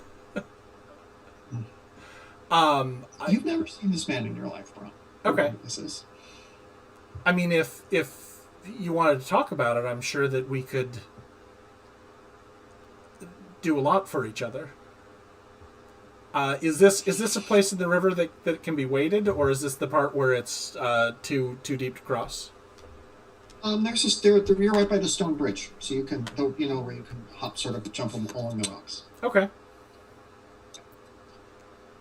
I can be over in just a moment, and then we can talk about this girl.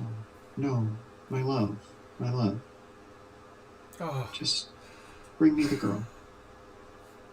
I Bring me the girl. which girl? There are a lot. I believe that you call her Dolores. Oh, sure. She was here just a moment ago. I'll fetch her. She escaped from our lands so many years ago. Mm. The little scamp. She is very naughty, that one, and we wish to take her back. And once we do, you will have a reward. Oh, I'm very interested.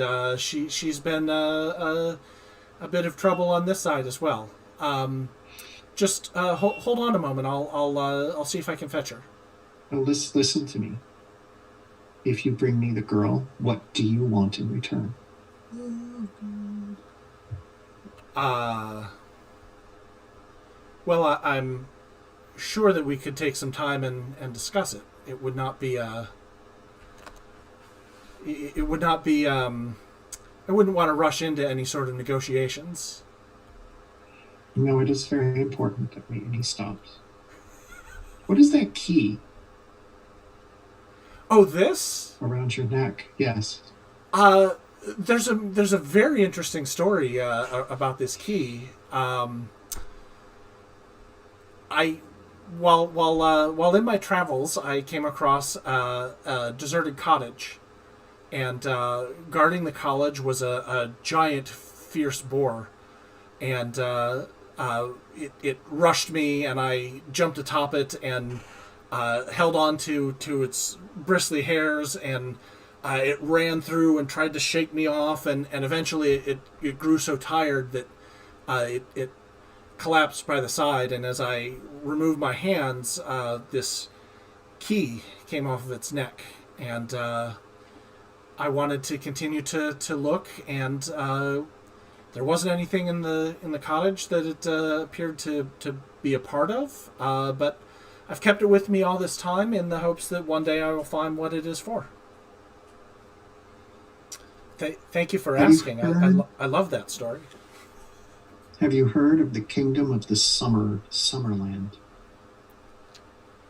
Of course. I'm going to roll to see if I have heard that. Go for it. Yeah, go for it. You can roll the spell lore. Let's find out. Let's find out how much you know about Summerland. Is that wisdom or is that int? That's wisdom.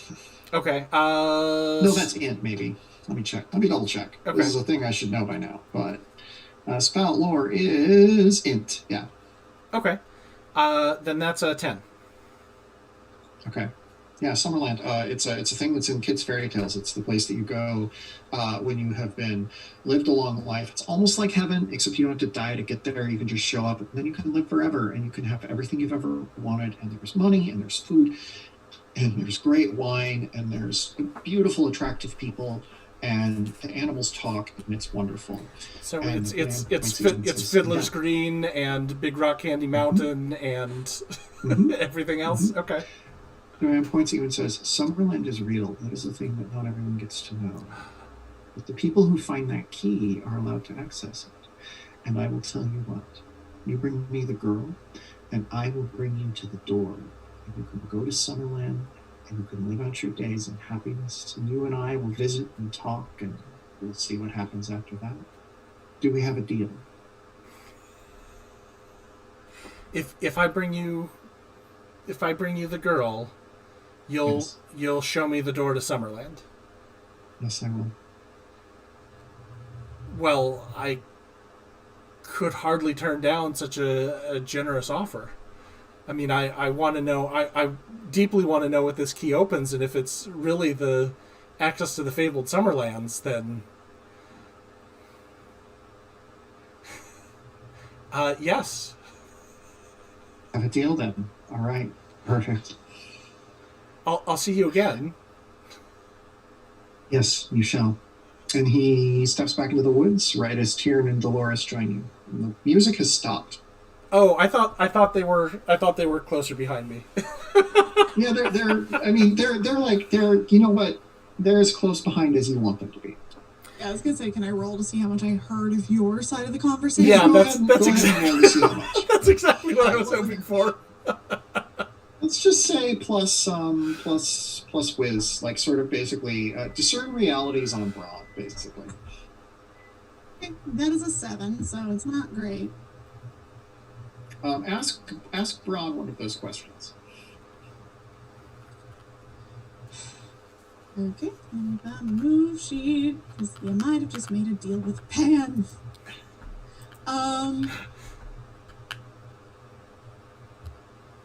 What happened here recently? Oh, Tiernan, you just missed the most wonderful man.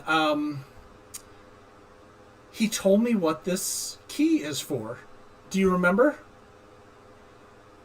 I told you the story about this key and the dreadful. It must have been a 1,500-pound boar, and Yeah, well, yeah, you got it from the Flame Cottage. yeah, you know. It's a key to Summerland, and That sounds familiar to me. You've heard of Summerland. There is absolutely no evidence that it's anything beyond a legend. Okay. And he wanted to be introduced to Dolores, and You wanted to what? just he was very fascinated with you, my dear. What? Happened to be the one playing the music, Braun? I think so. He didn't have an instrument, but when he left, it went away.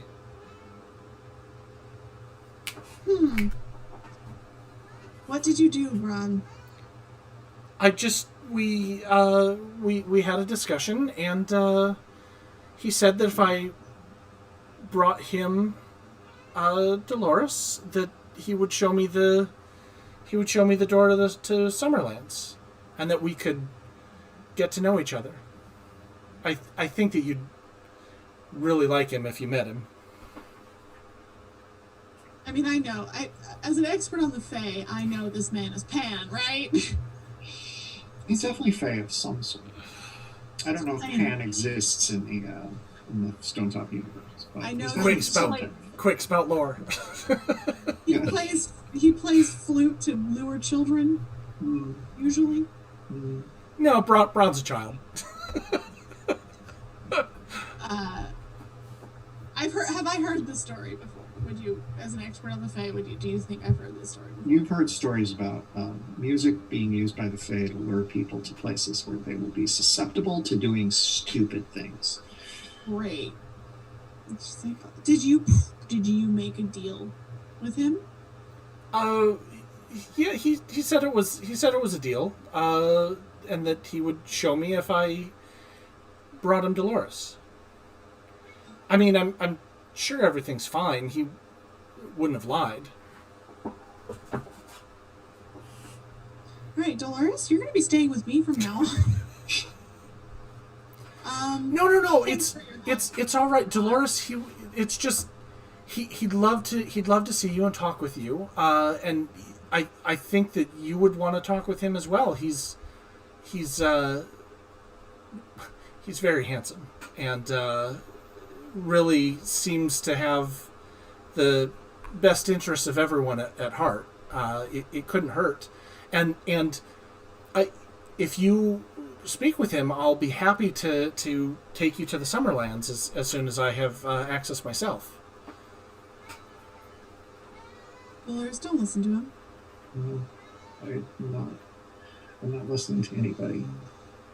And she No, it'll be fine. And Braun sort of like not rushes, but starts walking towards her with like a hand out. Tiernan is going to start pulling her back and walking away. No, it's just you don't understand. Braun, you hear from the woods. You hear from the woods his voice going, "There's the girl. Just bring her to me."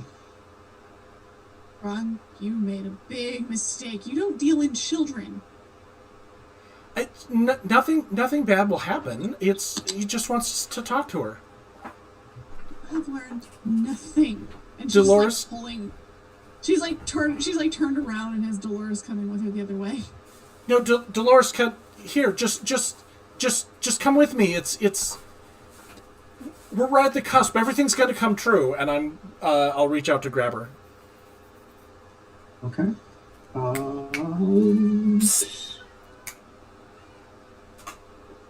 Roll me a parlay plus NPC for against an NPC. Okay. Plus charisma.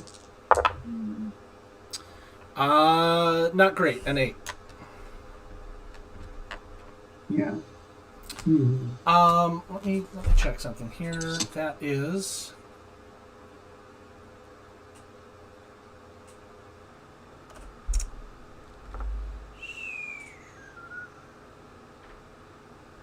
Okay, I have a ability, Silver Tongued, and it's when using words to avoid suspicion or trouble. And I roll plus charisma, and on a 10 plus I hold 3, on a 7 and 9 I hold 1, and then it gives me certain things. 2 of them don't really have any application here, but the last one, which is direct suspicion or attention elsewhere, I think. How do you feel about me using that to kind of be more convincing and less appearing manic and under a spell? Sure. Like I can kind of lay suspicion. You have to make Tiernan seem like the bad one. Right. Because she's the other one that's here. Listen, Dolores, if we go over there, we're all going to get everything we want. That's the whole point. So if you come with me, we'll be able to talk with Anouk. Tiernan just wants to keep you away from Anouk and away from all the happiness and the wonderful things that are there. And Dolores does look up at the whistle around your neck. You said it yourself, that whistle is bad luck. So if we get you away from Tiernan and towards someone who can actually get you what you want, doesn't that sound better? Dolores, he just wants to sell you to a fae, a man who steals children. No, I just want to introduce you. I just want to introduce you to him, and I'm sure that you will, you'll enjoy his company as much as I do. You'll never be able to help Anouk if you go with him. She's just genuinely thrown. Tiernan is still trying to tug her back towards Stonetop, but she's like, if you go with him, you will probably never see Anouk again, and you will never help her. That can't be true. The person who's keeping you away from Anouk is Tiernan. I am trying to help Anouk. I am trying to get her back. She shakes off Tiernan's hand. She looks between the two of you. And she shakes her head and she extends her hand to Ron. Yes. Let's go see what he has to say. Yes, you'll see. You'll see. Tiernan, I'll be back. I'll show you. It's going to be wonderful. It's just. I should never have trusted you. I can't. I know, but not after what you did. I'll make it up to you. I promise. Just this is everything. And I think we're going to leave as Dolores walks toward Braun. Because next time, hopefully we'll have Carlo and Ilsa here and hear what they have to say about all of this. God damn it. Just Braun is such an asshole. He can't be trusted. The thing is, I rolled to see, okay, if I rolled 1 or 2, she was going to stick with Tiernan. If I rolled 3 or 4, she was going to run off on her own. If I rolled 5 or 6, she was going to go with Braun, and I rolled with 5, so... I honestly feel like Braun is sliding into the NPC villain role. I don't think he's going to be valid play for much longer, given the way he's betraying trust and screwing everybody. But maybe you can earn it back. Maybe you can earn it back my friends, next week when you don't give a teenage girl to Yeah, we'll see. You were very close to earning it back. You were so close. I know. That's what really hurts. But I had to lean into the beguiling song because of course. So thank you, everyone. That is the end of tonight's session. Hope you enjoyed it. Join us on June 7th for our night session. We're going to be wrapping up soon-ish. We are not entirely sure, but we're figuring it out. If you want to catch up on past episodes, visit happyjacks.org/stonetop. And if you want to find all of the other actual plays on the Happy Jacks Network, visit happyjacks.org/shows. I forgot to do the end of session moves, but maybe we can do those in the Slack since there's just 3 of us. Yeah, that's fine. Nick, why don't you tell folks about what you're up to? Hey everyone, you can catch me here, obviously, on every other Monday, playing Stonetop, and that is all that I currently have, other than the social medias. You can find me out on Twitter at Sungrowler. You can also follow me there on Instagram, but I have only posted one thing there in my entire time using that platform. So if you actually want to hear when I do want to chime in, Twitter's the way to go. Why? I'm taking note of what just happened. Ron made a deal to trade Dolores to the fairy, who's a lot like Pan. I just want to, like, as literally, this is a check-in for, like, a safety tool here. I feel like I'm doing what Braun would do, but I know that it's what my character would do is the shittiest excuse for bad behavior. So, is this actually disruptive or a problem, or, are we okay rolling with it because I'm okay rolling with it. Tyrion is just mad. Okay. I'm okay rolling with it. I know that the whoever you just made a deal with will not hurt Dolores in terrible ways, basically. So not a good thing, though. It's not a good thing, yes.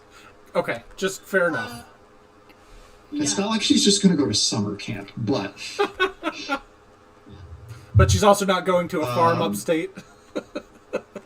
No, Tyrion is just very pissed off at you, because literally this is the thing she's been trying to prevent, and now it's happening, and Tyrion is just like, Tyrion is like, yeah, fuck it, I'll become a fairy queen, because everything is slipping through my fingers, I don't even know what to do. Well, maybe you should have made 2 protection charms, huh? No.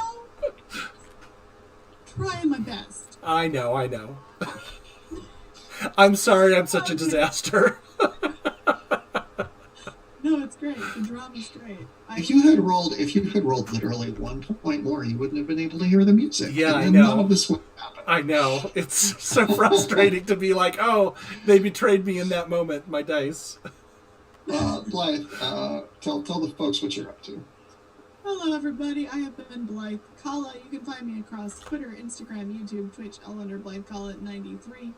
I am currently here every other Monday streaming this lovely game, Stonetop, at 7 p.m. on Mondays. If we don't have technical difficulties at 7 p.m. every other Monday. You can also find me on Saturday at 10 a.m. on Santa Sombra, which is an Urban Shadows stream with twitch.tv/It's Probably Okay. I play Celeste, the French vampire, who may or may not have been Marie Antoinette.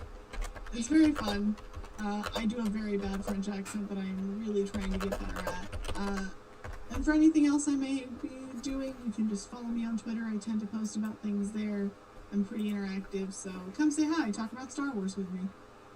French vampire who may or may not have been Marie Antoinette is just like the most Blythe character I could possibly think of. I'm Emily Vanderwerf. You can find me on Twitter at twitter.com/EmilyVDW. I'm here every other Monday GMing this here game of Stonetop. It's been a blast. I'm really looking forward to sort of heading into Act 3. I want to thank Nick and Blythe for making tonight so much fun, even though we had kind of a compressed crew. We will be back on June 7th. And again, until then, you can check out the previous sessions on happyjacks.org/Stonetop. So we'll see you on June 7th, and thank you all for watching so very much. Good night. Bye.